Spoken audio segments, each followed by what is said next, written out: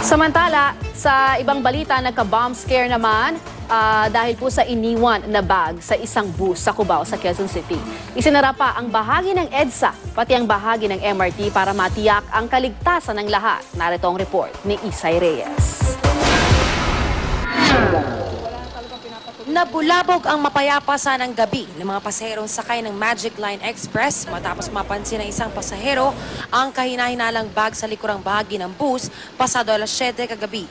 Nang buksan ng konduktor, lalo nang kinabahan ng lahat nang makita ang tila bomba na laman ng bag. Dito na rin nila inireport sa pulis ang insidente. Isinarado ang bahagi ng northbound at southbound ng EDSA, maging operasyon ng MRT para masiguro ang kaligtasan ng lahat. Formang bomba eh. Dahil Tatlong nakabalot na packing tape. Yung mga lata na sardi, parang ganun kalaki. Medyo kinabahan. Kasi formang bomba eh. Mula sa malayo, makikita kung paano nilapitan ang bag ng mga taga-bomb squad at kung paano ito nilagyan ng pampasabog sa tabi. Pasado alas 10 ng gabi nang buksan ng kalsada. Dito na rin sinabi ng pulisya na isa umano itong bomb scare o hoax. Bomb scare lang kasi wala naman tayong nakitang positive indications na talagang may pampasabog talaga. Wala pong bomba po na nakalagay po sa backpack. Formang bomba raw ang nasa loob ng bag.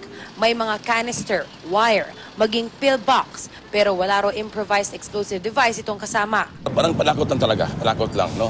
Not really to injure or to effect explosion, no? Siguro para magkaroon na tayo ng scare, no? Patuloy ang investigasyon ng pulisya, pero 3 lalaki raw ang tinitingnan ng pulisya na siyang nag-iwan ng bag.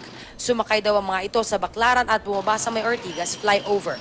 Mag-backtracking kung saan galing yung bus, kung saan bumaba yung mga tao. Isay Reyes, GMA News.